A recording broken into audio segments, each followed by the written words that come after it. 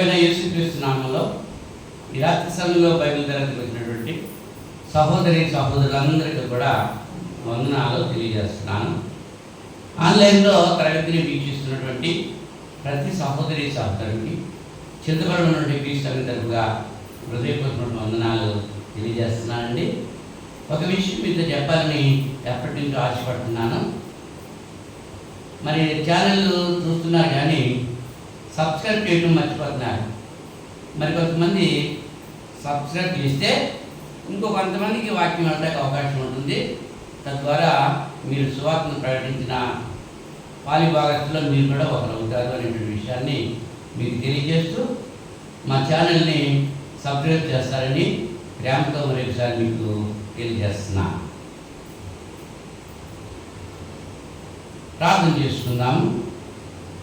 ప్రేమమయుడా, పరిశుద్ధుడా, మహోన్నతుడా, మీ ఘనమైన నామానికి స్తుతులు స్తోత్రాలు సమర్పణ చేసుకుంటున్నామండి.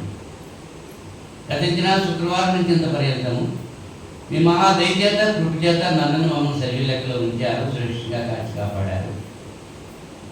ఈ రాత్రి సమయంలో ఇంత పర్యంతము కీర్తన ద్వారా మిమ్మల్ని స్తుతించడానికి కనబరచడానికి మీకు మాకు ఇచ్చిన సమయం బట్టి స్తోత్రాలు చెల్లిస్తున్నాను.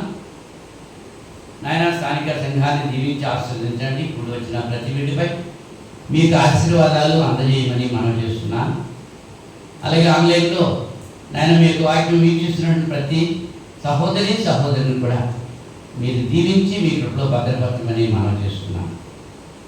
వాక్యము విత్తబడుచుండగా రోగగ్రస్తులను ముట్టి స్వస్థపరచండి, బలహీనమైన నుండి బలపరచండి. ఆయా సమస్యలతో సతమతమవుతూ శాంతి కోరి మీ శ్రమలో ప్రార్థిస్తున్నాం. ప్రతి విడియోకి విజ్ఞాపన మీరు ఆలకిస్తారని మనం చేస్తున్నాం.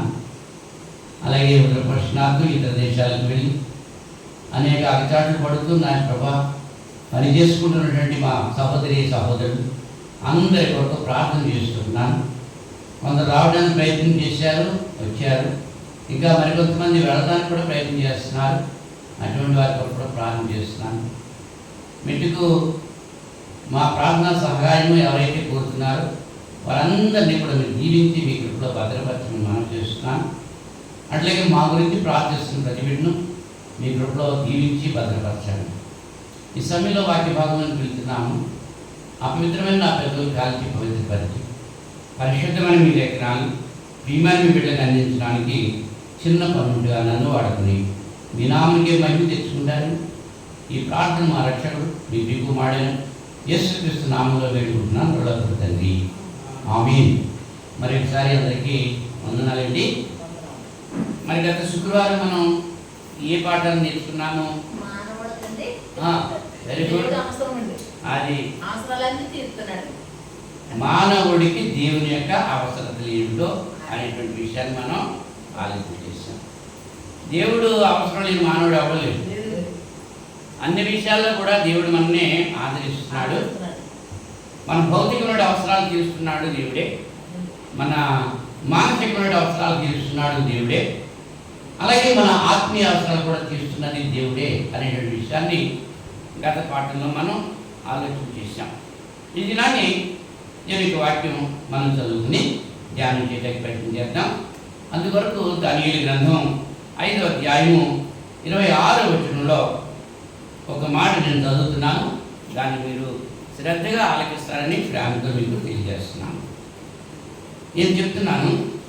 26వ వచనం, టికేల్ అనగా ఆయన నిన్ను త్రాసులో తూచగా నీవు తక్కువగా కనబడితివి. అంతే. టికేల్ అంటే అర్థం ఏంటంటే ఆయన అంటే దేవుడు నిన్ను త్రాసులో తూచగా నీవు తక్కువగా కనబడుతుంది అనేటువంటి మాట. ఎవరు చెప్పారు, ఎవరితో చెప్పారు, ఎప్పుడు చెప్పారు, ఎక్కడ చెప్పారు అనేటువంటి విషయాన్ని మనం ఆలోచన చేస్తే దానియేలు బెల్షస్సరుకు దేవుని యొక్క వర్తమానం అతనికి అందించాడు. దేవుడు చెప్తున్నాడు బెల్షస్సరు గురించి, టెకేల్ అంటే నిన్ను నేను త్రాసులో చూశాను, నా లెక్కకు నీవు సరిపోలేదు అన్నాడు. త్రాసులో చూసినప్పుడు, త్రాసు అంటే మనకు తెలుసు కదా, త్రాసు అంటే ఏంటమ్మా? చూయటానికి తూనిక తక్కెడది అందరికీ తెలుసు. బరువు తూచటానికి తక్కెడలు ఉపయోగిస్తూ ఉంటారు అవునా. మనం వయసుకు తగ్గ బరువు ఉండాలి. మన బరువు కూడా హాస్పిటల్ గడుపుతో ఏం చేస్తూ ఉంటారు, చూడు బరువు చూడు, ఎత్తు చూడు, బీపీ చూడు అని అన్నీ చూస్తూ ఉంటారు కదా. బరువు తూచాకి ఏం ఉపయోగిస్తూ ఉంటారు, తక్కెడిని ఉపయోగిస్తారు. దాన్ని త్రాసు అన్నారు. మరి ఇప్పుడు లేటెస్ట్గా ఏమొచ్చామంటే దాని మీద నుంచుంటే బరువు చూసేస్తారు. ఈ తక్కెడ లేక ఈ త్రాసు మనుషులు ఉపయోగించేటువంటి త్రాసులు వేరు, దేవుడు ఉపయోగించేటువంటి త్రాసు వేరు. ఈ రాత్రి సమయంలో ఆ త్రాసులో బెల్షస్సరు తూకం రాలేదు. బెల్షస్సరు తూకానికి రాలేదు దేవుని దగ్గరలో. మరి మనం వచ్చేమా రాలేదా అని మనము ఆలోచన చేసుకుంటూ ఈ పాఠాన్ని మనం ఆలోచన చేయడానికి ప్రయత్నం చేద్దాం. మొట్టమొదటిగా ఈ బెల్షస్సరు ఏం చేశాడంటే తన యొక్క అధిపతులందరితో కూడా విందు చేశాడు. ఈ 5వ అధ్యాయము 30 వచనాల వరకు మనం చదువుకుంటే అక్కడ ఈ ఉదాహరణ కనపడుతుంది. నేను వాక్యం అంతా చదివేసి మీకు చెప్పడానికి సమయం సరిపోదు. వాక్యం అంతా కూడా నేను చెప్తున్నాను, మీరు జాగ్రత్తగా అవగాహన చేసుకుంటారని ప్రేమతో తెలియజేస్తున్నాను. రాజు అయినటువంటి బెల్షస్సరు అంటే ఈయన ఎవరి కొడుకు, నెబుకద్నెజరు కొడుకు. నెబుకద్నెజరు గురించి మనకు తెలుసు కదా. నెబుకద్నెజరు అనుకున్నాడంట, ఈ బబులోను అనేటువంటి మహానగరాన్ని నేనే కదా కట్టించాను అని గర్వించాడంట. గర్విస్తే దేవుడు అతను ఏం చేశాడంటే పశువుగా మార్చేశాడు. ఇంకా గాడిద స్వభావం వచ్చేసింది అతనికి. అరణ్యంలోకి వెళ్ళిపోయి పశువుల వల్లే వేశాడు. ఎప్పుడైతే అతడు ఆకాశమందున్న దేవుడు సమస్త మనుషులను చూస్తున్నాడని, పరిపాలిస్తున్నాడని, అధికారం ఆయన ఎవరికి ఇస్తే వాళ్ళ అధికారం పొందుతారని, ఆయన ఎవరిని గది దింపితే వాళ్ళు దిగిపోతారని, సర్వాధికారి దేవుడే అని ఎప్పుడైతే తెలుసుకున్నాడో అప్పుడు మళ్ళీ మానవ స్వభావం కలిగి వచ్చింది. ఎవరికి? నెబుకద్నెజరు.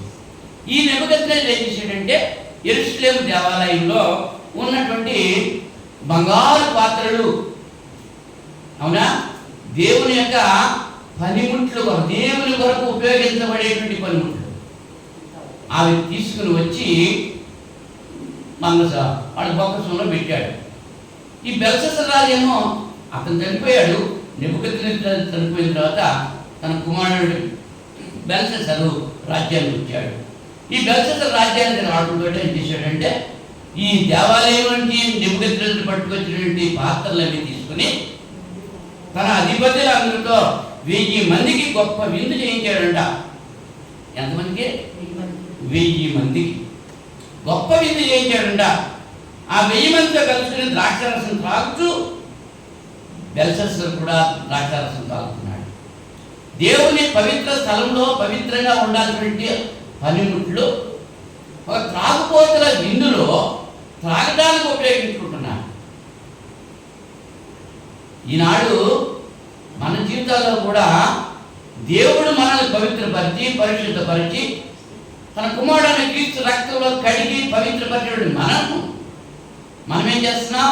దుర్వ్యసనాలకి బానిసైపోయి ఆ త్రాగుడు, దోదము, వ్యభిచారము అనేటువంటి దుర్లక్షణాలకు లోనైపోయి ఏం చేస్తున్నామో పాడు చేసేస్తున్నాం.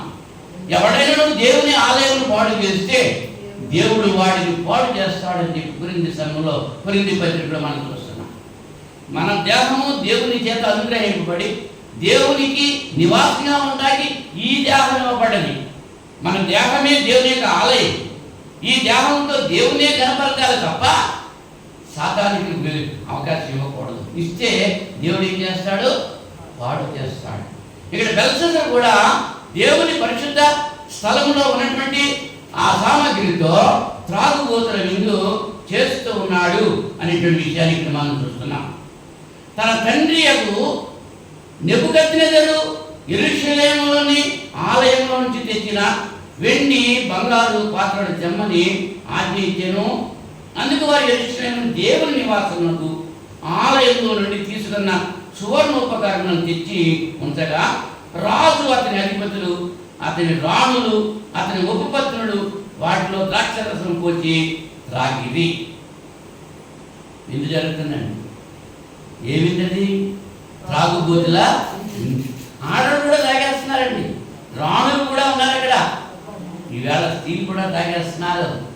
మీకంటే మేము తగ్గేమేంటి అని వీళ్ళు కూడా తాగేస్తున్నారు సమాజంలో. మరి అన్నిల్లో జరుగుతుంది, రైతులు కూడా అదే జరగాల? రైతులు కూడా జరుగుతుంది. లేదంటే వీల్లేదు. భర్తలు త్రాగుతుంటే భార్యలు గ్లాసులో పోసి ఆ దాంట్లో నందుకుంటాకే ఆమె టేబుల్ మీద పెట్టి అందించేటువంటి భార్యలు కూడా ఉన్నారు ఈ దినాల్లో. లేరా? అంటే నువ్వు తాగకపోతే సరే, తాగేటువంటి నీ భర్తను తాగడానికి ప్రోత్సహిస్తున్నావు. నీ భర్తతో నువ్వు చెప్పాల్సిన బాధ్యత నీకుంది. అయ్యా ఇది మనకు పనికిరాదు, మనం బాప్తిజం పొందాము, సంఘంలో చేర్చబడ్డాం, ఇటువంటి మత్తు పదార్థాలు మనం తాకూడదు అని చెప్పాల్సిన బాధ్యత భార్యకు ఉంది భర్త పట్ల. అలా చెప్పకపోతే ఆ భార్య మంచి భార్య కాదనమాట, పాలు పొందినట్టే. ఇక్కడ వాళ్ళు అలా తాగుతుంటే అక్కడ ఏమైందంటే వాళ్ళు ఇంకా ఏం చేస్తున్నారంటే వాటి దేవతలను స్తుతించుచు ద్రాక్షారసం త్రాగుతున్నారు. బంగారు, ఇత్తడి, ఇనుము, కర్ర, రాయి అని వాటితో చేసిన దేవతలను స్తుతించుచు 4వ వచనంలో ఆ మాట మనం చూస్తున్నాం. ఎవరు స్తుతిస్తున్నారు?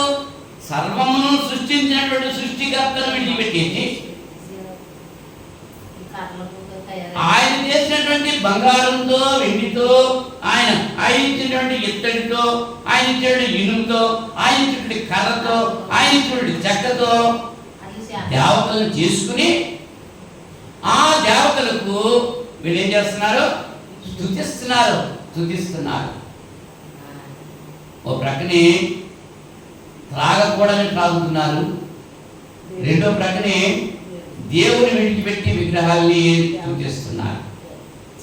ఎంత భయంకరమైన పాపం అక్కడ జరుగుతుందో మనం ఆలోచన చేయాలి. మన జీవితాల్లో కూడా అటువంటి జరుగుతుందా? దేవుడు కానిటువంటి వాడిని దేవుడిని పూజిస్తున్నామా? దేవుడు చెప్పనటువంటి విషయాలు దేవుని కొరకు చేస్తున్నామా? ఈవేళ ఉదయకాల్సిన ఒక సంఘటన నేను చూశాను, పేర్లు చెప్పను. ఒక భర్త బయటికి వెళ్తుంటే అతని భార్య ఎదురొచ్చింది.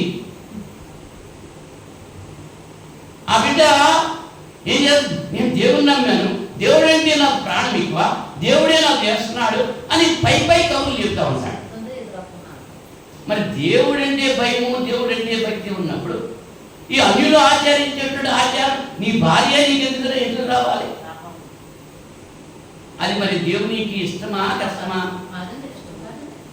అటువంటి ఒకటే దృశ్యం అనుకో, చాలా ఉన్నాయి. అన్యుల్లో చేసేటువంటి ఆచారాలు క్రైస్తవులు చేస్తున్నారు. వాటిని తీసేసుకుంటే దేవుడు మెచ్చుకుంటాడు. వాటిని ఇంకా కొనసాగిస్తూ ఉంటే దేవుని యొక్క దీవెనలు రావు. త్రాగుబోతుల విందులు, విగ్రహారాధన దేవునికి ఇష్టమైంది కాదు. అటువంటి పరిస్థితుల్లో కలిసిస్తారు, ఆరగిస్తున్నాడు విందు. అప్పుడు ఏమై జరిగిందంటే ఆ గడియలోనే 5వ వచనంలో మానవ హస్తపు వ్రేళ్లు కనబడి దీపము దగ్గర రాజు యొక్క నగరు గోడ పూత మీద ఏదో ఒక వ్రాత వ్రాయుతున్నట్టు ఉండెను. అందరికీ కనపడుతుంది కదా అది. అక్కడ 1000 మంది ఉన్నారు, 1000 మందికి విందు చేశాడు. ఆ 1000 మంది త్రాగారు, 1000 మంది స్తుతిస్తున్నారు. ఎవరిని? విగ్రహాలను స్తుతిస్తున్నారు. చేసేటప్పుడు డ్యాన్స్ కూడా వేస్తూ ఉంటారు కదా. ఆనాడు మోషే పర్వతం మీదకి, సినాయి పర్వతం మీదకి వెళ్ళి 40 దినాల్లో ఉన్నప్పుడు ఈ క్రింద ఉన్నటువంటి ఇజ్రాయేలు ఎర్ర సముద్రాన్ని దాటించి వచ్చినటువంటి దేవుణ్ణి మర్చిపోయి ఏం చేస్తున్నారు? అక్కడ ఐగుప్తు నుంచి తీసుకొచ్చిన ఆ మోషే ఏమయ్యనో మాకు తెలియదయ్యా, అహరోను మా కొరకు మేము ప్రయాణం చేయడానికి, మా ముందు నడవడానికి ఒక దేవతను చేసేయి అని చెప్పాను.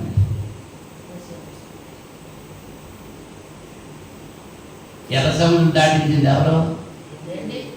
దేవత దాటించిందండి. ఎవరు దాటించారు? ఆ దేవుడిని మర్చిపోయారు. ఆ దేవుడి కొంచెం మోషేని మర్చిపోయారు. మాకు విగ్రహం కావాలి, ఒక దేవత కావాలి. అహరోని బలవంతం పెట్టారు. అహరోని కూడా ఏమన్నాడు? అదేదయ్యా, ఇంత చేసింది దేవుడు కదా, ఇంతవరకు తీసుకొచ్చింది దేవుడు, ఎక్కడి నుంచి తీసుకెళ్ళా అని వాళ్ళకి చెప్పాలి. చెప్పాడో లేదో మనకు తెలియదు. వాడు ఎక్కువ మంది ఉన్నారు, వీడు అక్కడే ఉన్నాడు. వారిలో ఒంటరైన వాడు 10,000 మంది అవుతారు అనేటువంటి ధైర్యం అహరోనికి లేకపోయింది. నన్ను చంపేస్తారో మేము వెళ్ళు అని చెప్పి భయపడిపోయి, అయితే మీ దగ్గర ఉన్నటువంటి బంగారు చిగురుకున్న ముగ్గురుకున్న బంగారం అంతా పట్టుకొని చేయమంటే అందరు పట్టుకొని ఇచ్చేశారు. పోగతో అక్కడ చేశాడు. ఒక దూడ బొమ్మ వచ్చింది, గట్టి తినేటువంటి దూడది. ఓ ఇజ్రాయేలు విను, ఇదిగో ఐగుప్తుని తీసుకొచ్చిన దేవుడు ఇదే అని చెప్పన్నారు. ఎవరు తీసుకొచ్చారు? దేవుడు చేసిన మేలు మనమేమనుకుంటున్నాం. కొంతమంది వారి జీవితంలో ఈ మనం అనుభవిస్తున్నటువంటి ఈ భోగభాగ్యాలు, ఈ సుఖాలు దేవుడు ఇచ్చాడని అనుకుంటున్నారా? మా కష్టార్జితం, మా బాహుబలమే ఇవన్నీ కూడా కలిగించి అనుకుంటున్నాను. అజ్ఞానులు అనుకోవాలా? ఎవరు అనుకోవాలి వాళ్ళని? అటువంటి స్థితిలో ఈ రాత్రి సమయంలో నువ్వు ఉంటే ఆ మనసు నువ్వు మార్చుకుంటావు అని చెప్పి బ్రాహ్మణులు తెలియజేస్తున్నాను.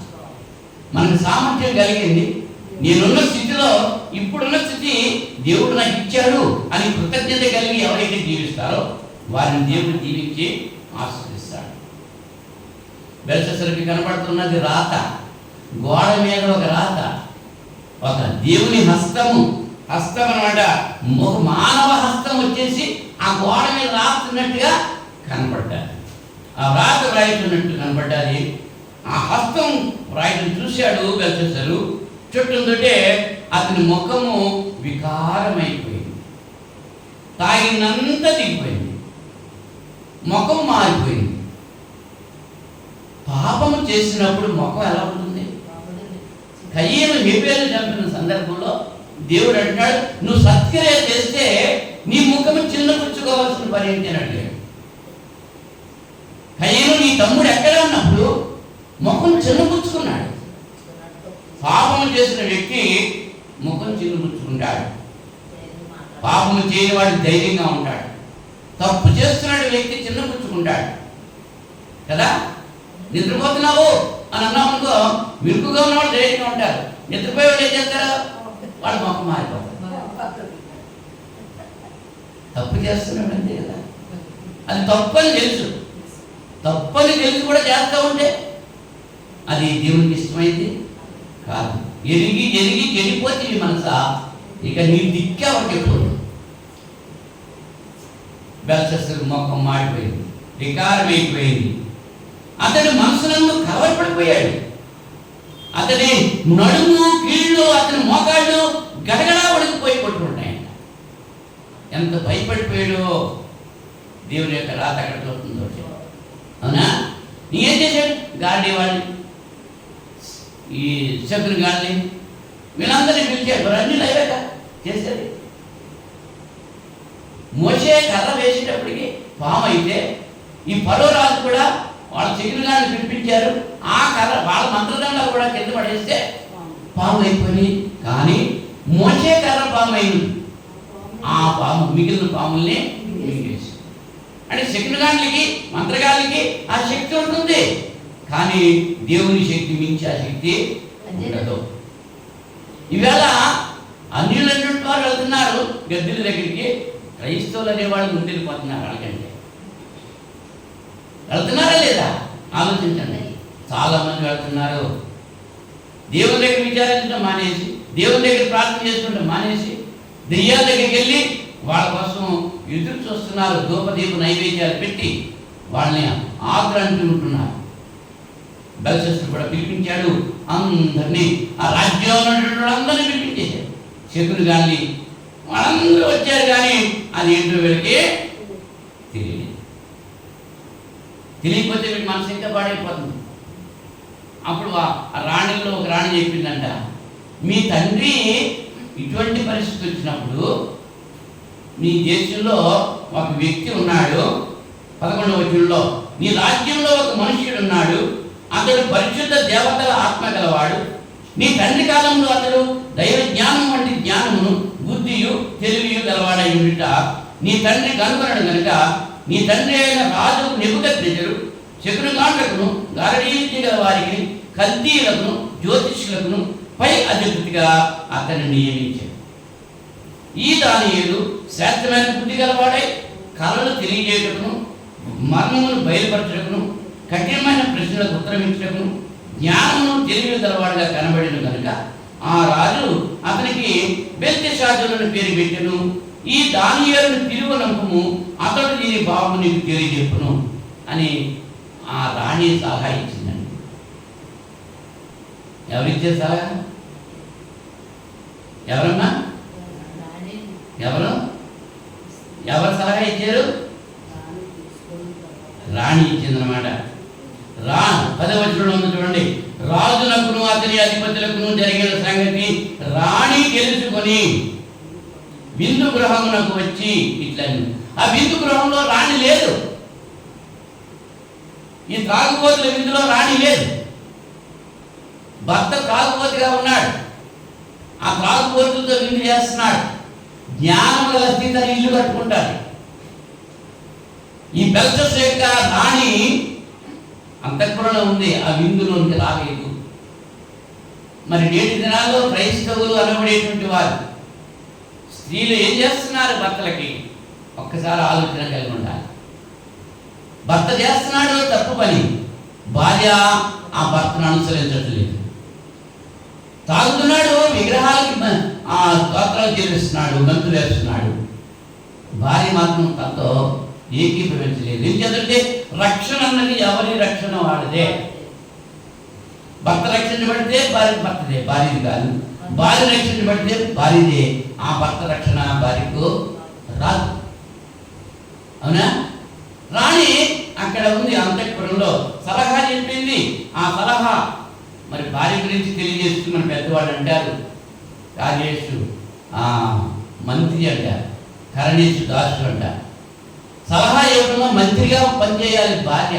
భర్తకు సలహా ఇవ్వాలి, ఆజ్ఞాపించకూడదు. ఇలా చేస్తే బాగుంటుంది, ఇలా చేస్తే బాగుంటుందని సలహా ఇవ్వాలే తప్ప ఇలా చేయాలి అలా చేయాలి అని ఆజ్ఞాపించకూడదు. సలహా ఇవ్వాలి. సలహా ఇవ్వడానికి మంత్రిగా ఉండాలి భార్య భర్తకు. మంత్రిగా సలహా లేకుండా రాజు ఏ పని చేయడు. అలాగే భార్య సలహా లేకుండా ఏ భర్త పని చేయడానికి చేసినా అది ఫలించదు. భార్య చెప్పిన మాట వినే కదా ఆదాము పడుతున్నాడు. భార్య చెప్పిన మాట వినే కదా అబ్రాహాము హాగర్తో వెళ్ళాడు. దేవుడు కూడా ఏం చెప్పాడు అబ్రాహాముతో? నీ భార్య అని శారాయి మాట విను అన్నాడు. వినమన్నాడే వినంటున్నాడా? వింటే బాగుపడతారు. ఆడదాను నీ మాట నేనటువంటి అని చెప్పి నిర్లక్ష్యంగా ఉంటే ఆ సంసారం పాడైపోతుంది. సంసారం పాడైతే ఎవరికి నష్టం? ఆ యజమానికే పేరు వస్తుంది. పురుషుడు తన గృహానికి యజమాని కాబట్టి ఆ పేరు వచ్చేది ఎవరు వస్తుంది? యజమానిగా వస్తుంది. చింతాలుగా వస్తుంది కానీ అంకానికి రాదు. తెలిసిందా? అంచేత చింతలు ఎలా ఉండాలి? చాలా జాగ్రత్తగా ఉండాలి. నా కుటుంబాన్ని నేను పోషించి సంరక్షించాలని ఆలోచన కలిగి ఉండాలన్నమాట. ఆమె చెప్పినటువంటి సలహా మేరకు ఏం చేశాడు? ఈయన దానియేలు గారిని పిలువనంపించాడు. రాజుగారు వచ్చారు. మరి రాజుగారు దానియేలుని ఇంటర్వ్యూ చేశాడు. నా తండ్రి కాలంలో ఉన్నటువంటి దానియేలు నువ్వే అంటే ఎస్ నేనే అని చెప్పి అన్నాడు. నీకు నేను బహుమానాలు ఇస్తాను, అవి ఇస్తాను, ఇవి ఇస్తానని చెప్పి మరి నాకు ఇటువంటి రాత వచ్చింది, దీని సంగతి ఏంటో నాకు తెలియచేయి, దీని భావము తెలియజేయుట నీకు శక్యమైన ఎడల నీవు 16వ వచనం అంటాడు, అంతర్భావాలను బయలుపరచుటకు కఠినమైన ప్రశ్నలకు ఉత్తరమిచ్చుటకును నీవు సమర్థుడవని నిన్ను కూర్చి విని ఉన్నాను. దానియేలు గురించి బెల్షస్సరు విన్న మాట చెప్తున్నాడు. మరి మన గురించి మన సంఘంలో కానీ మన గ్రామంలో కానీ మన గురించి ఎవరు ఏం చెప్పుకుంటున్నారో వెంకమలాంటిది అని చెప్పుకుంటున్నారా? మరియ మెల్లాడిది అని చెప్పుకుంటున్నారా? మాస్టర్ ఎల్లాడు చెప్పుకుంటున్నారా? చెప్పుకోరా? చెప్పుకుంటారు, మనకు తెలీదు. ఇతరుల గురించి మనం చెప్పుకుంటూ ఉంటాం, అలాగే మన గురించి ఇతరులు చెప్పుకుంటూ ఉంటాం. ఇప్పుడు ఆ చెప్పుకునేటువంటి విధానంలో నేను విన్నాను అన్నాడు బెల్షస్సర్. నీ గురించి నేను విన్నాను. ఏమని? అంతర్భావములను బయలుపరచుటకు, కఠినమైన ప్రశ్నలకు ఉత్తరమిచ్చుటకు నీవు సమర్థుడు అని నిన్ను కూర్చి విని ఉన్నాను కనుక ఈ వ్రాతను చదువుటకును దాని భావం తెలియజెప్పుటకును నీకు శక్యమైన ఎడల నీవు ఊదారంగు వస్త్రము కట్టుకొని మెడను సువర్ణకంఠ భూషణం ధరించుకొని రాజ్యంలో 3వ అధికారిగా ఏలుదువు అని చెప్పన్నాడు. ఎవరికే ఆశ గులియాతు ప్రగల్భాలు పలుకుతుంటే వాడిని చంపిన వాడికి బహుమతి ఏంటి అని అడిగాడు దావీదు. రాజ్యంలో భాగం ఇచ్చి తన కుమార్తెను పెళ్లి చేస్తానన్నాడు సౌలు మహారాజు అని చెప్పారు. వాటి వరకు ఆశించాడా? రాజ్యంలో భాగం వరకు, సౌలు యొక్క కుమార్తె వరకు ఆశించాడా? లేదు. సున్నతి లేని ఫిలిష్తీయుడు జీవముగల దేవుని బిడ్డలు దూషిస్తున్నాడు ఏంటని పౌరుష్యం వచ్చింది. యుద్ధం యెహోవాదే అని చెప్పి యుద్ధం చేశాడు. ఆ పౌరుషం ఇప్పుడు క్రైస్తవులు అనబడిన వారిలో ఉన్నదా? యూదా తన పత్రికలో 3వ వచనంలో చెప్తున్నాడు, పరిశుద్ధులకు ఒక్కసారే అప్పగింపబడిన బోధ నిమిత్తము మీరు పోరాడాలని మీకు రాయవలసి వచ్చిందని చెప్పి అన్నాడు. ప్రకటన కంటే ముందు ఉంటుంది యూదా పత్రిక 1వ అధ్యాయం, అందులో 3వ వచనం నేను చదివి వినిపించాను. పోరాడమంటున్నాడు. పరిశుద్ధుల కొరకు ఒక్కసారి అప్పగింపబడిన బోధ, అది అపొస్తలుల బోధ. అపొస్తలుల బోధ ఎందు, సహవాసముందు, రొట్టెలు ఇచ్చేటందు, ప్రార్థన చేసేందు ఎడతెగక ఉండేది ఆదిమ సంఘము. అటువంటి పోరాటం నీటి క్రైస్తవులకు ఉన్నదా? సర్దుకుపోతున్నారు. వాడు వాయిస్తుంటే వాళ్ళతో పాటు వీళ్ళు కూడా, వాళ్ళు కొడుతుంటే వాళ్ళతో పాటు వీళ్ళు కూడా, వాళ్ళు అలీలు ఏంటంటే వాళ్ళతో పాటు వీళ్ళు కూడా అని చేస్తున్నారే తప్ప అది లేఖనాంతరం కాదు, అది క్రైస్తవ ఆరాధనకి సంబంధించి కాదు, అది క్రైస్తవ యుగంలో కాదు అని చెప్తే ఏమంటున్నారు? అదే ఆమోస్ 5:10 కంఠస్థం చేస్తున్నారు. గుమ్మములో నిలిచి బుద్ధి చెప్పు వారిని జనులు ఏమంటారు? శపితులు చెప్తున్నారండి. అనంగా కొడుతున్నారు, ఈయన కొడుతున్నాడు. అనంగా గంతులు ఎత్తున్నారు, ఈయన వద్దంటాడు. ఈ ఊళ్ళో అనుకుంటలేదా? ఎక్కడైనా అనుకుంటున్నారు కదా? ప్రభువా, నేను నిన్ను నమ్మాను, నిన్ను ఆశ్రయించాను, నరులు ఏమీ చేయలేరు, నాకు భయం లేదన్నాడు దావీదు. పౌలు గారు, నేను ఇప్పటికీ మనుషుల దయను సంపాదించుకొని చూస్తున్నానా, దేవుని దయను సంపాదించుకొని చూస్తున్నానా? ఇప్పటికీ మనుషుల దయ సంపాదించుకుంటే దేవుని దయ కోరుకునేవాడిని కాదు. మనుషుల దయ కావాలా, దేవుని దయ కావాలా? దేవుని దయ కొరకే మనం చూడాలి. మనుషులు హింసిస్తారు, మనుషులు దూషిస్తారు, మనుషులు గిచ్చుకుంటారు. అది మనం కౌంట్లో తీసుకోకూడదు. దేవుని యొక్క మాటకే ప్రాధాన్యత ఇవ్వాలి. అంచేత దావీదు అన్నాడు, యుద్ధం యెహోవాదే అన్నాడు. ఒక్క రాయితోటే రాయి విసిరింది దావీదు, కానీ దాన్ని గులియాతుకి హత్తుకునేలాగా చేసింది దేవుని యొక్క హస్తమే. యుద్ధము యెహోవాదే అన్నాడు. మనకు వస్తున్నటువంటి కష్టాలు, నష్టాలు, ఇబ్బందులన్నీ కూడా వాటిని తప్పించడానికి దేవుడు శక్తి గలవాడు అనేటువంటి నమ్మకం నీలో ఉంటే దావీదుతో కలిసి దేవుడే నా పక్షమైన నాకు విలువ ఎవరు అని చెప్పగలరు. ఈ సమస్యలు మానసిక, శారీరక, ఆత్మీయ సమస్యలన్నీ కూడా పరిష్కరించగల శక్తి దేవునికి మాత్రమే ఉన్నది అనేటువంటి విషయాన్ని గుర్తించిన విశ్వాసి ధైర్యంగా ముందుకు సాగడానికి అవకాశం ఉంటుంది. నీ బహుమానాలు నాకు అక్కర్లేదు, కానీ నీ దానములు నీ యొద్ద ఉంచుకొను, నీ బహుమానములు మరి ఎవరికైనా ఇమ్ము. అయితే నేను ఈ వ్రాతను చదివి దాని భావమును రాజునకు తెలియజెప్పేదను. 17వ వచనంలో ఆ మాట చెప్పాడు. ఎవరు చెప్పారు? దానియేలు. ఆపద వచ్చినప్పుడు అదే చెప్తూ ఉంటారు, నేను అది ఇస్తాను, నేను ఇది ఇస్తాను, నాకు ఈ ఆపద ఇచ్చేయి. మనిషితోటే కాదు దేవుడితో చెప్తూ ఉంటారు. యెఫ్తా అనేటువంటి న్యాయాధిపతి యుద్ధంలో ఓడిపోయేటువంటి స్థితిలో ఉన్నప్పుడు అతడు నొక్కున్నాడు దేవుని సన్నిధిలో. ఏమని? నాకు గెలిపిస్తే యుద్ధంలో నేను నా కోటకు వెళ్ళినప్పుడు ఎదురుకుండా ఏది వస్తుందో దాన్ని నీకు ఇచ్చేస్తాను. ఎవరు వచ్చారు ఎదురు? ఒకతే ఒక కుమార్తె యెఫ్తాకి నాట్యం చేస్తూ జయమాల పట్టుకుని వస్తుంది. ఏమైపోయాడు? ఎవరు మొక్కుకోమన్నాడు? అంచేత ప్రసంగం అన్నాడు, మొక్కుకొని చెల్లించకుండా ఉండటం కంటే మొక్కుకోకుండా ఉండటమే మంచిది అన్నాడు.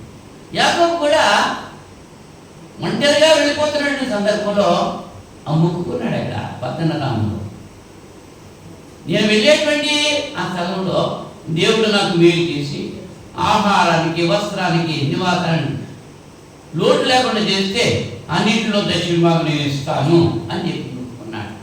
మొక్కుకున్నాడే కానీ ఆ మొక్కుబడి తీర్చాడా? తీర్చకుండా దారిపోయాడు. మళ్ళీ దేవుడు ప్రత్యక్షమై చెప్పినప్పుడు అనుభవించాడు. మరి అబ్రాహాము మొక్కుకున్నాడా? సొదొమ గొమొర్రా పట్టణాన్ని ఆ 4 రాజులు దోచుకుని వెళ్ళిపోయే సమయంలో తన ఇంట ఉన్నటువంటి సైనికులు తీసుకుని వెళ్ళి ఆ రాజులను జయించి ఆ దగ్గర నుంచి ఆయన్ని కూడా తీసుకుని వచ్చేసాడు. తీసుకొచ్చేస్తే ఏమన్నా తీసుకున్నాడు వాళ్ళ దగ్గర? లేదు. షాలేం రాజు వచ్చాడు, అతన్ని ఆశీర్వదించాడు. అప్పుడు అబ్రాహాము అతని అన్నిటిలో కూడా దశమభాగం అతనికి ఇచ్చాడు. ఇది మన ధర్మశాస్త్రం ఉందా? అప్పటికి ధర్మశాస్త్రం లేదు. ధర్మశాస్త్రం లేనప్పుడే అబ్రహాము 10వ వంతు చెల్లించాడు. మొక్కుకున్నాడా? చెల్లిస్తానని. మరి యాకోబు ఏంటి? మొక్కుకున్నాడు కానీ చెల్లించలేకుండా పోయాడు. ఈ యెఫ్తా ఏం చేశాడు? మొక్కుకున్నాడు అని ఇవ్వడానికి ఇబ్బంది పడిపోయాడు. మన జీవితాల్లో కూడా చాలామంది అలాగే చేస్తూ ఉంటారు.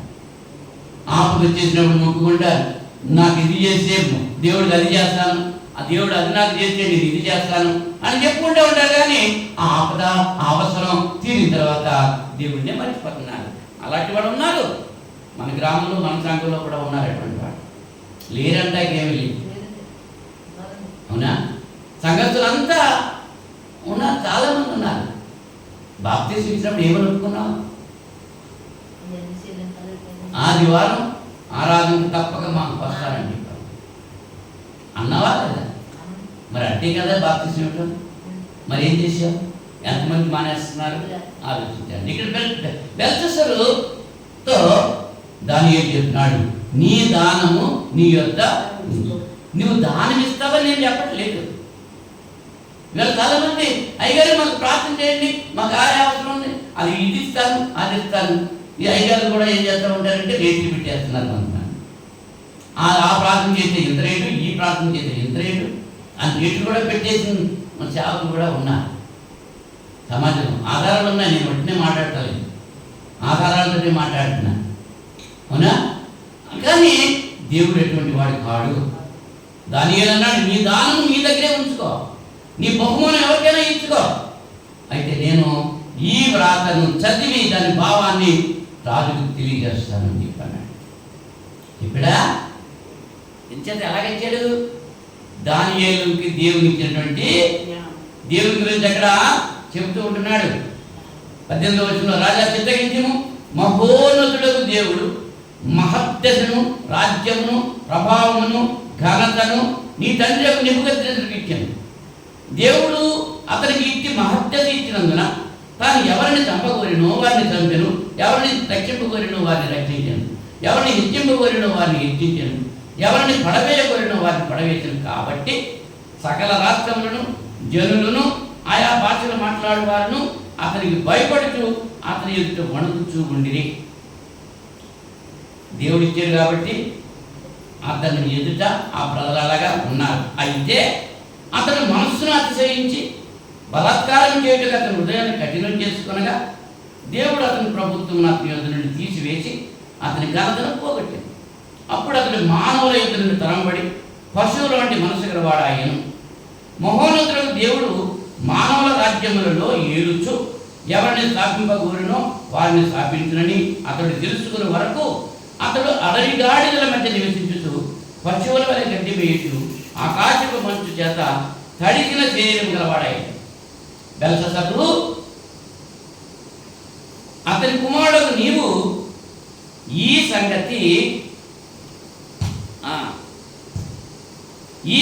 అంతయు ఎరిగి ఉండియు నీ మనస్సును అణుచుకొనక పరలోకమందున్న ప్రభువు మీద నిన్ను నీవే హెచ్చించుకుంటివి.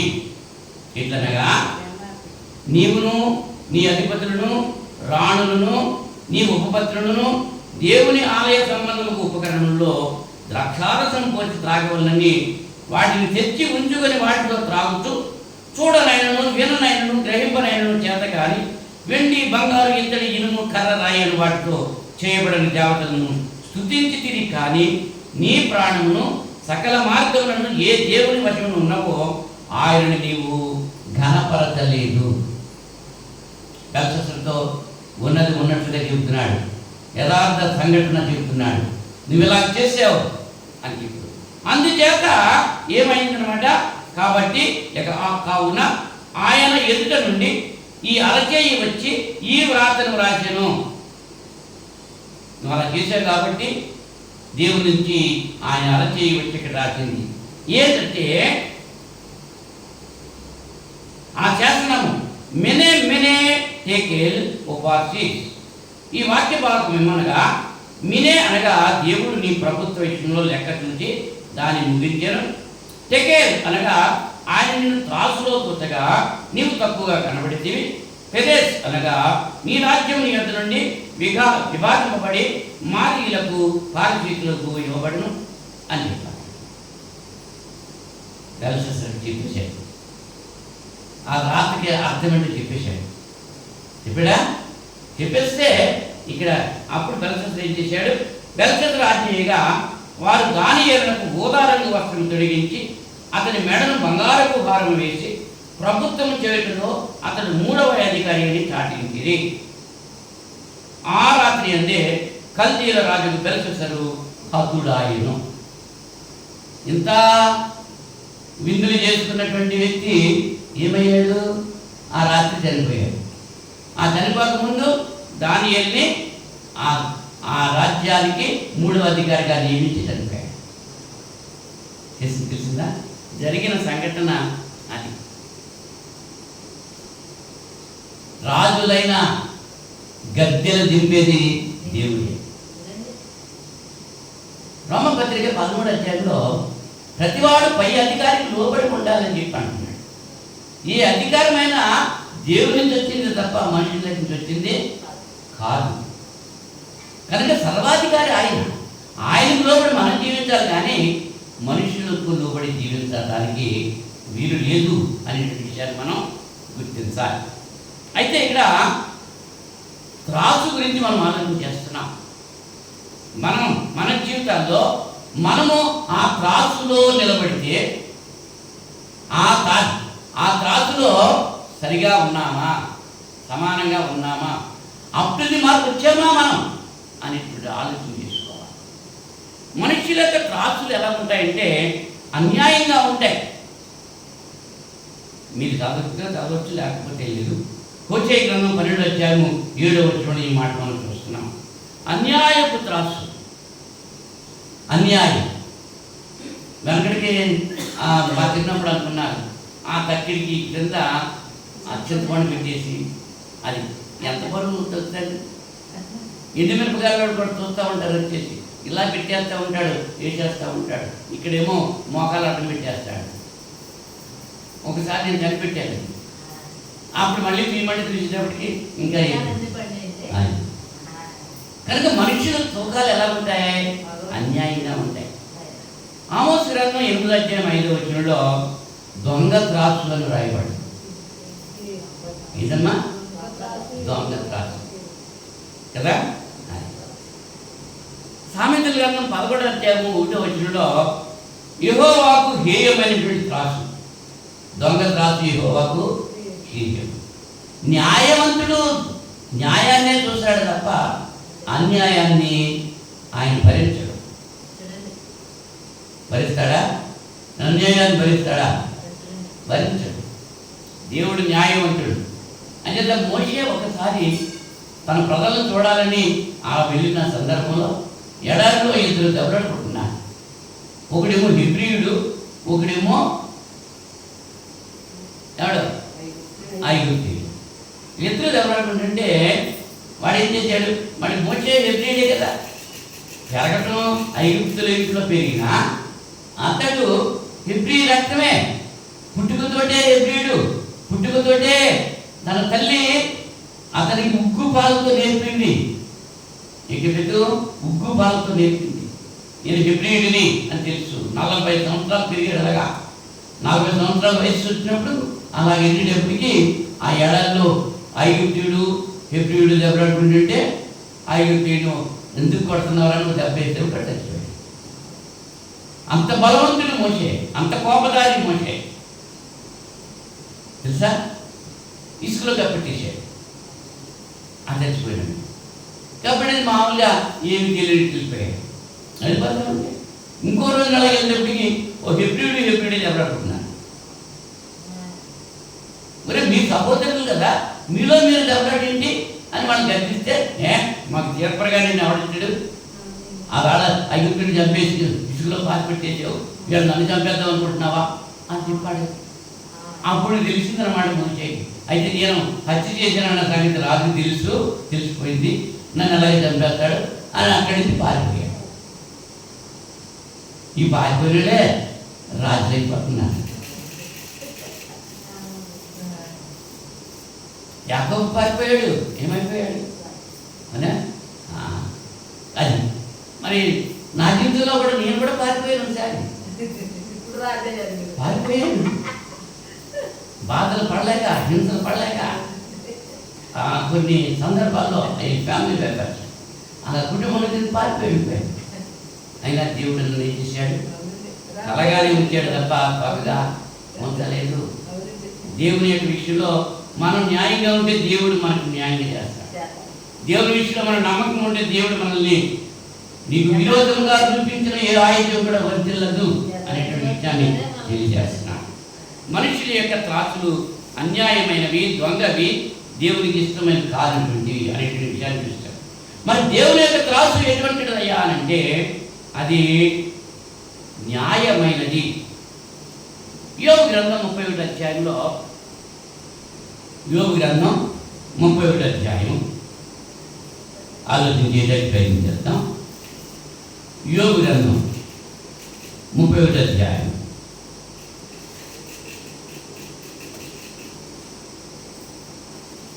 6వ వచనం 7వ వచనం చూస్తే,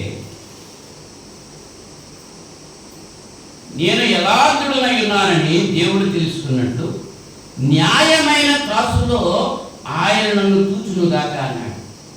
దేవుని యొక్క త్రాసు ఎటువంటిది? న్యాయమైనది. మానవుల యొక్క త్రాసు ఎటువంటిది? అన్యాయమైనది. మానవులు చూస్తే ఎలా చూస్తారు? మా అమ్మగారు త్యాగంలో పనిచేసేటప్పుడు ఆ లింగయ్య అనే లింగమూర్తి అని ఒక ఆయన షావుగారు ఉండేవాడు. ఆయనకు ఒకటే ఒక కూతురు. నేను చిన్నప్పుడు మాకు తెలిసింది ఒకే కూతురు. ఆ బియ్యం అమ్మడానికి ఎవరైనా వస్తే అబ్బా పెద్దమ్మాయి కొంచెం పట్టుకురా అనేవాడు. పెద్దమ్మాయి ఎవడన్నా అతని దగ్గర నుంచి అతనికి అమ్మడానికి వచ్చాడు. పెద్దమ్మాయిని పెంచుకోడు. అతని దగ్గర నుంచి కొనుక్కుంటే ఎవరన్నా వెళ్తే చిన్నమ్మాయి కొంచెం పట్టురా అని కొట్టాడు. అంటే ఏ కూతురు వచ్చింది? అది ఉన్నది ఒకే కూతురు, పెద్దది లేదు చిన్నది లేదు, ఒకే కూతురు. అది అందరికీ తెలుసు, ఊరంతా అందరికీ, చాకలందరికీ తెలుసు. ఆ వ్యాపారికి ఒక్కటే కూతురాడు. కానీ చిన్నమ్మాయి పెద్దమ్మాయి అని పిలుస్తున్నాడు. ఇటువంటిది అనమాట. మనం కొనేటప్పుడు ఒకటి, అమ్మేటప్పుడు కదా. అది న్యాయమా? అది దేవుని యొక్క త్రాసు ఎటువంటిది? న్యాయమైనది అనేటువంటి విషయాన్ని ఇక్కడ గుర్తించాలి. సామెతల గ్రంథంలో దినవృత్తాంతాలు 2వ గ్రంథం 19వ అధ్యాయం, దినవృత్తాంతాలు 2వ గ్రంథం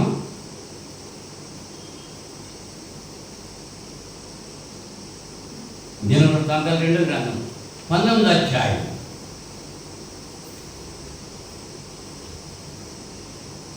19వ అధ్యాయము 6-7 వచనాల్లో అమ్మోనీయుల అధిపతులు హమానుతో నిన్ను పరామర్శించక వచ్చాయి.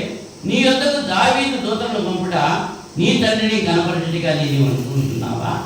దేశమును తరచి చూచి దాన్ని నాశనం చేయటే కదా అతని సేవకులు నీ యొద్దకు వచ్చి ఉన్నారు అని మనవి చేయగా, ఇక్కడ 6వ వచనంలో అమ్మోనీయులు దావీదునకు తమ యందు అసహ్యము పుట్టించిమని తెలుసుకున్నప్పుడు హమానును అమ్మోనీయులను అరామ్ నహరాయిం నుండి సిరియా మైకా నుండి శోభా నుండి రథములను గుర్రపు రౌతులను 2000 మణుగుల వెండి ఇచ్చి బాడిగకు కుదుర్చుకొని కొనిది 32,000 రథములతో వచ్చినట్లు జీతమిచ్చి మైకా రాజును అతని జనులను కుదుర్చుకొని వీరు వచ్చి మేదెబా ముందరి తట్టున దిగిరి అమ్మోనీయులు తమ పట్టణంలో నుండి కూడుకొని యుద్ధం చేయటకు వచ్చిరి. నేను మొదటి క్షమించాలి. రెండో దిన వృత్తాంతాలు 19వ అధ్యాయము 6వ వచనంలో మీరు యెహోవా నియమమును బట్టియే గాని మనుష్యుల నియమమును బట్టి తీర్పు తీర్చవలసిన వారు కాదు. ఆయన మీతో కూడా ఉండును కనుక మీరు తీర్పు తీర్చు బహు జాగ్రత్తగా చేయండి. యెహోవా భయం మీ మీద ఉండుగాక అన్నాడు. దేశమందు యూదావారున్న బురుజుగల పట్టణంలన్నింటిలో న్యాయాధిపతులను నిర్ణయించి వారికి అలాగా ఆజ్ఞాపించాడు. మీరు యెహోవా నియమం బట్టియే కానీ మనుష్యుల నియమం బట్టి తీర్పు తీర్చవలసిన వారు కాదు. యెహోవా నియమం వేరు, మనుషుల నియమము వేరు. మీరు ఎవరు బట్టి తీర్పు తీర్చాలి? యెహోవా నియమం బట్టే తీర్పు తీర్చాలని చెప్పి అక్కడ యూదా రాజుని యెహోషాపాతు అక్కడ తెలియజేయటం జరిగింది. గల్తీ పత్రిక 6వ అధ్యాయము 6-7 వచనాల్లో గల్తీ పత్రిక 6వ అధ్యాయం 6-7 వచనాల్లో వాక్యోపదేశం పొందివాడు ఉపదేశించే వారికి మంచి పదార్థములన్నింటిలో భాగమయ్యేవారు అని మోసపోకుడి దేవుడు వెక్కిరింపబడడు. మనుష్యుడు ఏమి విత్తునో ఆ పంటనే పోయిను. ఎలాగనగా తన శరీరేచ్ఛను విత్తువాడు తన శరీరం నుండి క్షయము అని పంట పోయిను, ఆత్మను బట్టి విత్తువాడు ఆత్మ నుండి నిత్య జీవం అని పంట. దేవుడు వెక్కిరింపబడ్డాడు. ఎవడు ఏ పంట విత్తితే ఆ పంటే వస్తాడు. మన బీరగింజలు పెడితే బీరపాదే వస్తుంది కానీ ఆనపాదు రాదు కదా. ఎక్కడ పెట్టి బీరపాదే వస్తుంది అమ్మా, ఎక్కడ ఏ ఊళ్ళో పెట్టినా ఏ దేశంలో పెట్టినా అదే వస్తుంది. మనుషుడు ఏమి విత్తుతాడో అదే పంట వస్తాడు. దేవుడు వెక్కిరింపబడ్డావు అని చెప్పి తెలియజేస్తున్నాడు. ఎందుకంటే దేవుడు నమ్మదగిన వాడు. యోహాను మొదటి పత్రిక 1వ అధ్యాయము 9వ వచనంలో మన పాపములను మనము ఒప్పుకునే యెడల ఆయన నమ్మదగిన వాడును నీతిమంతుడును కనుక ఆయన మన పాపములను క్షమించి సమస్త దుర్నీతి నుంచి మనల్ని పవిత్రులుగా చేయండి. అంటే దేవుడు నమ్మదగిన వాడు. మనము నమ్మదగని వాడు. పౌలు గారు చెప్తారు, మనము నమ్మదగని వారమైనా దేవుడు నమ్మదగిన వాడు. అంచేత ఆయనను నమ్ముకోవాలి తప్ప మనుషులను నమ్ముకుంటాకి వీల్లేదు అనేటువంటి విషయం అక్కడ తెలియజేస్తున్నాడు. దేవుడు న్యాయవంతుడు. ఆయన చర్యలన్నీ కూడా న్యాయమే. ఆ గోడ మీద ఆ త్రాసు, దేవుని త్రాసు వచ్చింది. ఆ త్రాసులో బెల్షస్సరు తూచబడ్డాడు. ఆ తూచబడితే ఆ సమానంగా రాలేదు. దేవుని లెక్క తక్కువ అయిపోయాడు. అందుచేత అతని రాజ్యం తీసివేయబడ్డది, అతడు చనిపోయాడు. మరి మనము దేవుని త్రాసులో తూచబడితే సరిగా ఉన్నామా? ఈ రాత్రి సమయంలో మనం ఆలోచన చేయాల్సినది. అలానాడు వాళ్ళకి సంభవించి ఈ యుగాంతమందున మనకి బుద్ధి కలగటానికి ప్రాయపడ్డాడు. తన తండ్రి తప్పిదం చేసిన ఆ విషయాన్ని గుర్తించకుండా బెల్షస్సరు ఏం చేశాడు? అదే తప్పిదాన్ని మళ్ళా తీర్చాడు. ఇవాళ తండ్రులు చేసినటువంటి దోషము బిడ్డల మీదకి వస్తుంది 3-4 తరాల వరకు. అంచేత తండ్రులు జాగ్రత్తగా ఉండాలి బిడ్డల విషయంలో అనేటువంటి విషయాన్ని మనం గుర్తించాలి. ఎందుకంటే దేవుడు సృష్టి అంతటిని కూడా కూర్చేశాడు. సృష్టి అంతటిని కూడా యెషయా గ్రంథం 40వ అధ్యాయం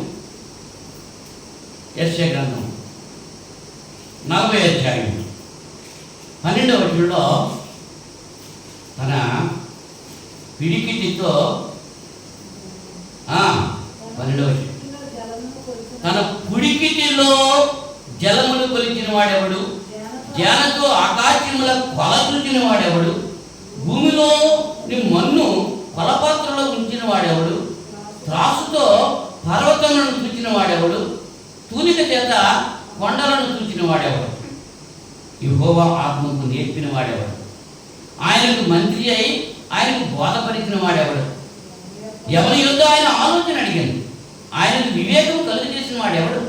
న్యాయ మార్గం గురించి ఆయనకు నేర్పిన వాడెవడు? ఆయనకు జ్ఞానమును అభ్యసింపజేసిన వాడెవడు? ఆయనకు బుద్ధి మార్గం బోధించిన వాడెవడు? ఎవరండి? ఆయనే బుద్ధిమంతుడు, ఆయనే జ్ఞానవంతుడు. ఆయన ఈ సృష్టి అంతటిని కూడా కొలిచేశాడు. ఎంత ఉండాలో అంతా కొలత ఉంది. కుడిసిటిలో జలాన్ని కొలిచాడు. ఎంత ఉండాలో అంత జలం అక్కడ ఉంది. జ్ఞానంతో ఆకాశాన్ని కొలిచాడు. జ్ఞానంతో ఆకాశాన్ని కొలిచాడు. ఉండాల్సిందంతా ఉంది అక్కడ. ఈ రాత్రి సమయంలో నిన్ను నన్ను చూస్తున్నాడు. ఆయన తూకంలో మనం సరిపోతామా? తేలిపోతున్నామా? ఒక్కసారి ఆలోచన చేసుకోవాలి. ఈ రాత్రి సమయంలో దేవుని రాశిలో ఏం తోడ్పడతాయండి దేవుని రాశిలో? యోబు గ్రంథం ఇందాక మనం చదువుకున్నామా? యోబు గ్రంథం 31వ అధ్యాయం. దేవుని రాశిలో ఏం తీయబడుతున్నాయి అనేటువంటి విషయాన్ని మనం ఆలోచన చేస్తే యోబు గ్రంథం 31వ అధ్యాయం 6వ వచనంలో అంటున్నాడు, నేను యథార్థుడనై ఉన్నానని దేవుడు తెలుసుకున్నట్లు న్యాయమైన త్రాసులో ఆయన నన్ను కూర్చునుగాక. దేవుడు యథార్థతను చూస్తున్నాడు. యోబు చెబుతున్నాడు, నన్ను న్యాయమైన త్రాసులో చూశాడు ఆయన, నేను యథార్థుడుగా ఉన్నాను అని ఒప్పుకుంటున్నాడు. దేవుడు యథార్థపరుడు. యోబు కూడా యథార్థంగా ఉన్నాడు. దేవుడు నన్ను చూశాడు, నా యథార్థత కనిపెట్టాడు దేవుడు అని చెప్పుకుంటున్నాడు. మన యొక్క ప్రవర్తన గురించి చూస్తున్నాడు ఆయన. నీ ప్రవర్తన ఎలా ఉంది? ఎప్పుడు నీ ప్రవర్తన ఎలా ఉంది? ఆదివారం ఆరాధనలో నీ ప్రవర్తన ఎలా ఉంది? ఇంట్లో నీ ప్రవర్తన ఎలా ఉంది? నువ్వు పనిచేసే చోట నీ ప్రవర్తన ఎలా ఉంది? నువ్వు ప్రయాణించేటప్పుడు నీ ప్రవర్తన ఎలా ఉంది? నువ్వు చదువుకునేటప్పుడు నీ ప్రవర్తన ఎలా ఉంది? నువ్వు పరీక్షలు రాసేటప్పుడు నీ ప్రవర్తన ఎలా ఉంది? అన్నీ చూస్తున్నాడు ఆయన. ఎప్పుడు ఒకేలాగా ఉండాలి నీ ప్రవర్తన. మనుషులు ఎదుట ఒకలాగాను, మనుషులు లేనప్పుడు ఒకలాగాను ఉండకూడదు. దేవుడు ఆ ప్రవర్తన చూస్తున్నాడు ఆయన కాదులో. దేవుడు మన యథార్థతను చూస్తున్నాడు. దేవుని యథార్థత కలిగి ఉన్నామా? మనుషులను మభ్య పెట్టవచ్చు అనుకున్నారు. ఎవరు? దంపతులు ఇద్దరు, అననీయ సప్ఫీరా అనుకున్నారు. ఇద్దరు ఏకమైపోయి ఇదిగో దీంట్లో కొంత దాచేసుకుందామని అనుకున్నారు. ఎవరి దగ్గర అబద్ధమాడారు? పరిశుద్ధాత్మ దగ్గర. పేతురు గారు ఏమన్నాడు?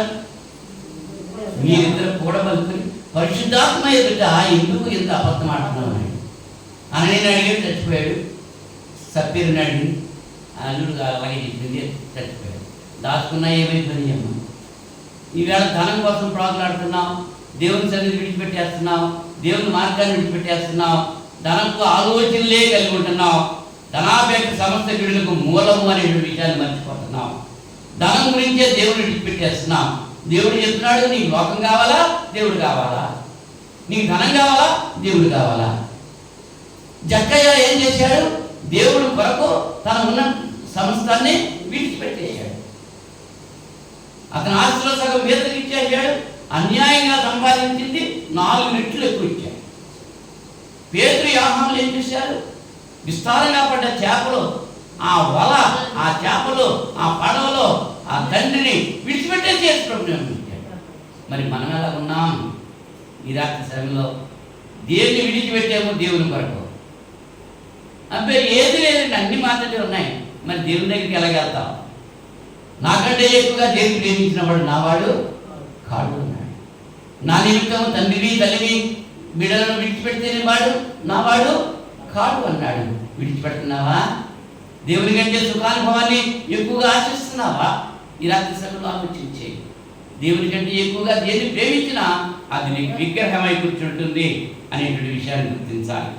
దేవుడు యథార్థతను చూస్తున్నాడు, మన ప్రవర్తన చూస్తున్నాడు. దేవుని ఎదుట యోగ్యుడిగా ఉన్నావా?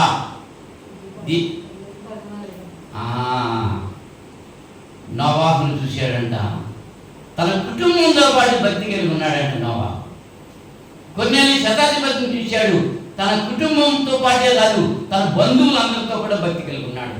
కొన్ని శతాధిపతి చూస్తున్నారా? మరి మనం ఎలా ఉన్నాం? మన మీద ఎదురవుతుంటే ఇంకా మన బంధువులను ఎలా పిలుస్తాం? మన ఇంటి వారిని ఎలా పిలుస్తాం? నిద్రించుతున్న నీవు మేలుకో, లిమ్ము తేజరిల్లుము నీకు వెలుగు వచ్చాను. నువ్వు లెగిచి లేగాలి. ఎంతసేపు నేను కూర్చుంటాను ఇలాగే అడుక్కుంటా ఉంటాను అనుకున్నాడా? ఆ శృంగారం అనే దేవాలయం దగ్గర అడుక్కునే భిక్షగాడు 40 సంవత్సరాల నుంచి అడుక్కుంటున్నాడు. పేతురు యోహానులు ఏం చేశారు? వెండి బంగారాలు మా దగ్గర లేవు, మాకున్నదే నీకు ఇస్తాను, నువ్వు లేచి నడువు అని చేయబట్టుకునేప్పుడు వాడు లేచి గంతులు వేసాడు. మరి నువ్వు ఎన్నిసార్లు లేకుంటున్నా లేకుతలేదు, నువ్వు ఎలాగా? లేచి నడువు అన్నాడు అంతే. ఒక్కసారి లేచాడు, గంతులు వేశాడు, దేవాలయంలోకి వెళ్ళాడు, దేవుని స్తుతించాడు. మరి మనం లేస్తున్నామా? నిద్రించుతున్న నీవు మేలుకో అని చెప్పి హెచ్చరిక చేస్తూ ఉంటున్నాడు. అయితే దేవుడు ఈ బెల్షస్సరు చేసినటువంటి తప్పిదాన్ని ముగిస్తా. బెల్షస్సరు చేసిన తప్పిదాన్ని ఎందుకు గోడ మీద రాత వచ్చింది? ఆ రాత ఏమని రాసింది? మినమినే టేకిల్ ఓపార్సిస్. దేవుడు నేను లెక్క చూశాడు, తన త్రాసులో నువ్వు సరిపోలేదు వచ్చిందా? మరి ఏమిటంటే ఆయన గారు దేవునికి ఉపయోగించినటువంటి పాత్రలు తన సొంతానికి ఉపయోగించుకున్నాడు. దేవునికి ఆలయమైనటువంటి మన శరీరాన్ని, మన ఆత్మను ఎవరి కోసం ఉపయోగించాలి? దేవుని కోసం ఉపయోగించాలి. దేవుడు రక్షించడం ఈ శరీరం. దీంట్లో సిగరెట్లు వేస్తున్నాం, బ్రాండీలు వేస్తున్నాం, వ్యభిచారం చేస్తున్నాం, రకరకాలు చేసేస్తున్నారు. దేవుని ఆత్మలీనం అని నివసిస్తున్నాడని నేను ఎరుగరా అన్నాడు. రక్షించబడిన నీవు దేవుని బిడ్డగా జీవించాలి తప్ప దెయ్యపు బిడ్డగా జీవించకూడదు. బెల్షస్సరు అలాగే జీవించాడు. దేవుడిని విడిచిపెట్టేశాడు. వెండి, బంగారము, కర్ర, ఇత్తడి, ఇనుము, కర్ర, కొయ్య, వాటితో చేయబడినటువంటి విగ్రహాలను పూజ చేశాడు, సృష్టించాడు. దేవుణ్ణి మాత్రం విడిచిపెట్టేశాడు. నీవు కూడా అలాగా దేవుణ్ణి విడిచిపెడితే ఈ రాత్రి సమయంలో నీ పరిస్థితులు అంతే అనేటువంటి విషయాన్ని గుర్తించాలి. దేవుడు వద్దన పని చేయాల్సిన మానేసేయాలి. మద్యముతో మత్తులై ఉండకుడి, ఆత్మతో పురులై ఉండి అని చెప్తున్నాడు ఈ పత్రికలో. మత్తుతో కూలిపోతున్నారు చాలామంది. అన్యుల గురించి నేను మాట్లాడటం లేదు, క్రైస్తవులు అనబడిన వారి గురించే మాట్లాడుతున్నాను. క్రైస్తవులను పేరు పెట్టుకుంటున్నారు, ఆ సారా కొట్లకు వెళ్ళి తాగేస్తున్నారు, ఆ సారాలు అమ్మేస్తున్నారు. మరి క్రైస్తవులే కొనటం అమ్మటం కూడా ఆ మత్తు పదార్థం అది పాపము అనేటువంటి విషయాన్ని గుర్తించట్లేదు. డబ్బులే ఆశిస్తున్నారు, అందులోనే డబ్బులు వస్తున్నాయి కాబట్టి అదే వ్యాపారం చేయాలి. మన గవర్నమెంట్ కూడా అదే చేస్తుంది, లైసెన్స్ ఇచ్చేది అదే. అసలు బ్యాన్ చేస్తే ఉంటాయా? మరి మనకు వచ్చేటువంటి ఆదాయం అంతా కూడా దాని మీదే ఎక్కువ ఆదాయం వస్తుంది కదా, అంతే కదా. మరి మరి దేవునికి ఇష్టమా? దేవునికి ఇష్టం కాదు. మరి బెల్షస్సరు చేసాడు అలాగా. వాడు తాగడం కాదు, 1000 మంది చేత దేవునికి ఉపయోగించాల్సిన వస్తువు ఏదైతే ఉందో దాన్ని దేవుని కొరకే నువ్వు ఉపయోగించాలి, మనుషుల కొరకు ఉపయోగించకూడదు. అదొకటి. రెండోది 5వ అధ్యాయము 21వ వచనంలో, దానియేలు గ్రంథంలో 5వ అధ్యాయము 21వ వచనంలో,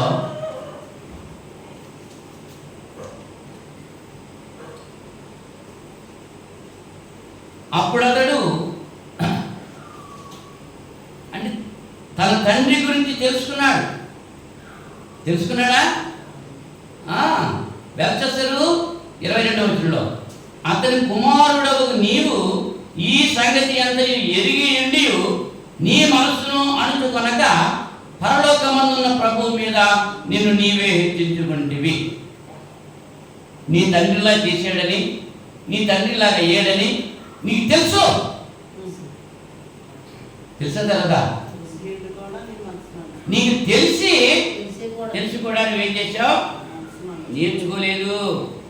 తర్వాత నీ మనస్సును అణుచుకోలేదు. చింతలు అలా అనుకుంటాము ఒకసారి.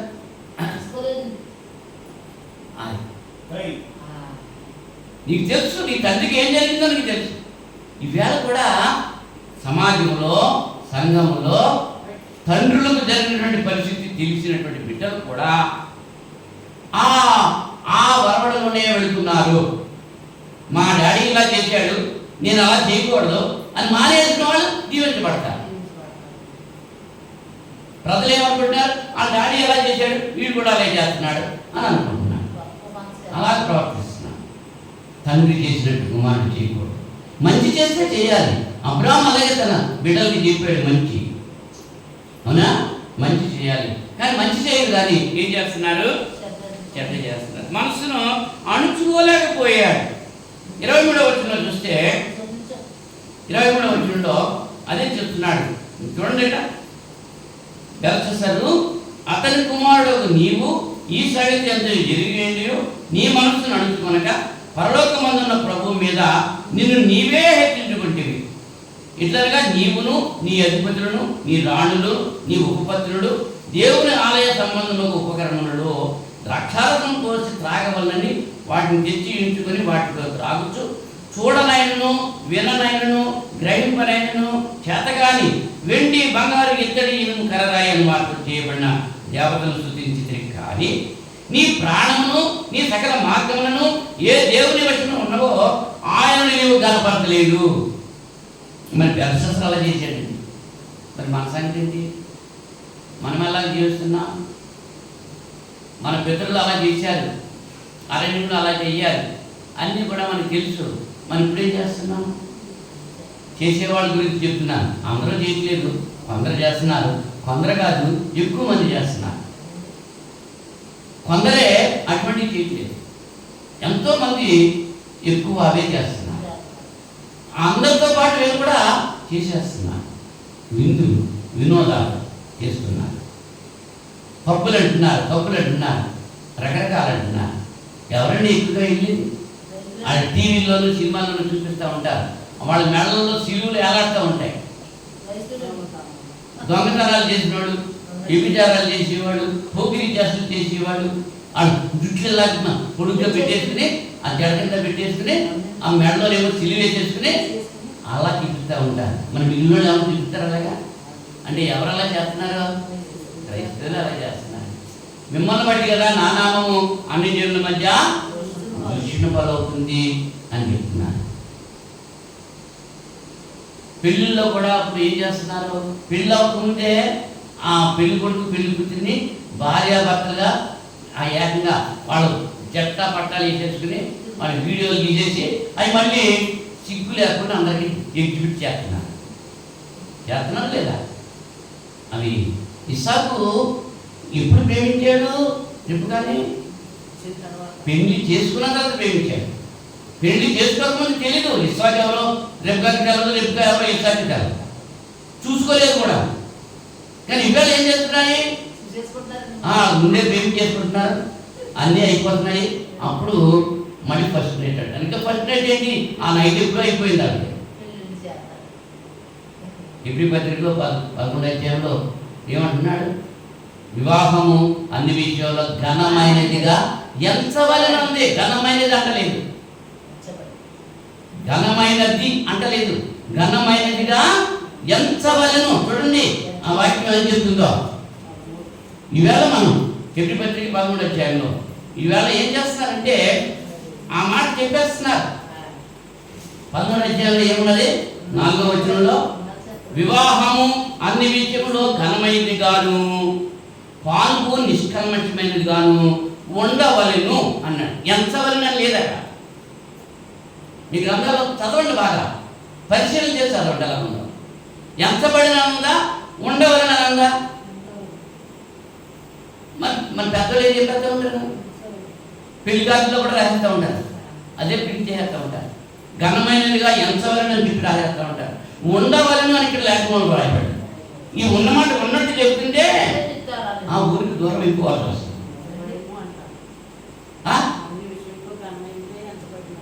ఎంచవలెను అన్నాడు. ఏమన్నాడు? మళ్ళీ చదువుతున్నటువంటి వివాహము అన్ని విషయములలో ఘనమైనది గాను, అంటే అన్ని విషయంలో అంటే ఫుట్నోట్స్లో ఒకటంకి అన్నాడు, అందరిలోను అన్నాడు. ఘనమైనది గాను, పానుపు నిష్కల్మషమైనది గాను ఉండవలెను అన్నాడు. ఉండవలెను. పానుపు ఎలా ఉండాలంట? నిష్కల్మషమైనదిగా ఉండాలి. కల్మషం ఉండకూడదు. పానుపు వేసేటప్పుడు మా చిన్నప్పుడు తెల్లటి బట్ట వేసేవారు పానుపు మీద, అవునా? ఆ తెల్లవారినప్పుడు తెలిసింది వాడు ఎటువంటి వాడు అన్నది. ఆ రక్తపు మరక అయితే వాళ్ళు నిష్కల్మషమైన పానుపు అని. అవ్వకపోతే అది కాదు. ఇప్పుడు అయ్యేమి లేవు, ఇప్పుడు ముందైపోతున్నాయి. అన్నీ అయిపోయిన తర్వాత ఏదో ఫస్ట్ నైట్ అంటున్నారు. ఫస్ట్ నైట్ అది నిజంగా ఫస్ట్ నైట్ అయినట్లకే లేదు. అది నిష్కల్మషంగా ఉంచాలి. దేవునికి సంఘానికి కూడా అది చెప్తున్నాడు. ఇక్కడ క్రీస్తుకు సంఘానికి సరిపోలి చెప్తున్నాడు.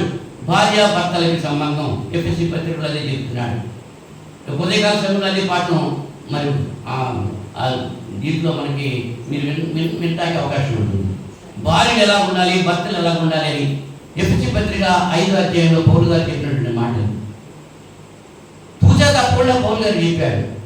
దేవుడు ఎలాగ ఉన్నాడు అలాగ ఉంటేనే ఆ ఆశీర్వాదాలు వస్తాయి. దేవుడు చెప్పినట్టుగా చేయకుండా దానికి వ్యతిరేకంగా మనం జీవిస్తే ఆశీర్వాదాలు మన మీదకి రావు అని ఖచ్చితంగా చెప్పడం జరుగుతుంది. కనుక ఇక్కడ మనం చూస్తున్నాం, పాన్పు నిష్కల్మషముగా ఉండవలెను. వివాహము అన్ని విషయం ఘనమైనదిగా ఎంచవలెను. ఘనమైనది కాదు, ఘనమైనదిగా ఎంచవలెను అని చెప్పి లేఖనం తెలియజేస్తుంది. పరిశీలించాలి, పరిశోధించాలి. లేకపోతే దేవుని యొక్క వాక్యం మనకి అర్థం కాదు. నీ మనశ్శాంతిని లెక్క చేయకపోవడం. ఎందుకు బెల్షస్సర్ మనసు శాంతి లేకుండా పోయింది, ముఖం వికారమైపోయింది, చివరికి చనిపోయాడు. దేవుడు అంటే లెక్క లేదు. దేవుడు వద్దన్న పని చేశాడు. ఆనాడు ఆ కర్మెలు దగ్గర ఎవరైనా నాబాలు కూడా ఏమయ్యాడు? దేవుని మహిమపరిచాడా? దేవుని లెక్క చేయలేదు. దావీదు ఎవడో అన్నాడు అంతే. ఫరో అన్నాడు, ఆ మోషే ఎవడో అన్నాడు. ఏమయ్యాడు? నాబాలు ఏమయ్యాడు? ఫరో ఏమయ్యాడు? ఈవేళ నువ్వు నేను కూడా దేవుడు ఎవడో అని అన్నామంటే మన కూడా అంతే. దేవుడి చెందుకు వెళ్తాకి నేను దేవుడు ఎవరో అని మానేస్తున్నారు. నీ పని కూడా అంతే.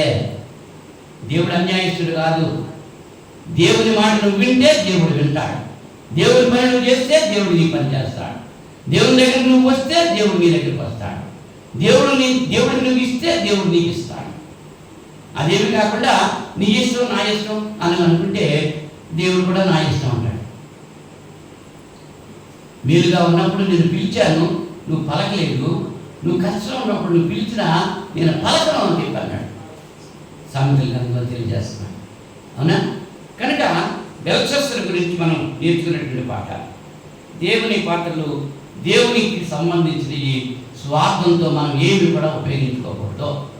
ఒకటి తెలిసి బుద్ధి తెలిసి కూడా పాపం చేయకూడదు. పౌలు గారు అన్నాడు, తెలియక అవిశ్వాసంతో చేశాను, క్షమించబడ్డాను.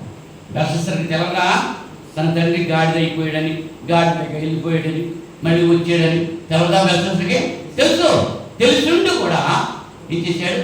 అదే తప్పు చేశాడు. మనం కూడా తెలుసు ఎంతమంది గురించి ఆలోచన చేస్తున్నాం. మన కుటుంబాల్లో, మన సంఘాల్లో ఎంతమంది ఎల్లలాగా అయిపోయారో అనేటువంటి విషయం మనకు తెలుస్తూనే ఉంది. చనిపోయిన వారు కొంతమంది ఉన్నారు. వాళ్ళు అలా చనిపోయారు, వాళ్ళ జీవిత విధానం ఎలా ఉంది. మరి మనం కూడా అలా ఉంటే అలా ఉండకూడదు. అంటే గల్తీ పత్రికలో 6వ అధ్యాయం చెప్తున్నాడు, సహోదరులారా ఒకటి తప్పిదంలో పడి ఉంటే ఆత్మ సంబంధమైన మీరు అటువంటి తప్పిదంలో పడకుండా మీ మట్టికి మీరు జాగ్రత్తగా ఉండాలి. బెల్షస్సర్ గురించి ఈ రాత్రి సమయంలో ఆలోచన చేశాను.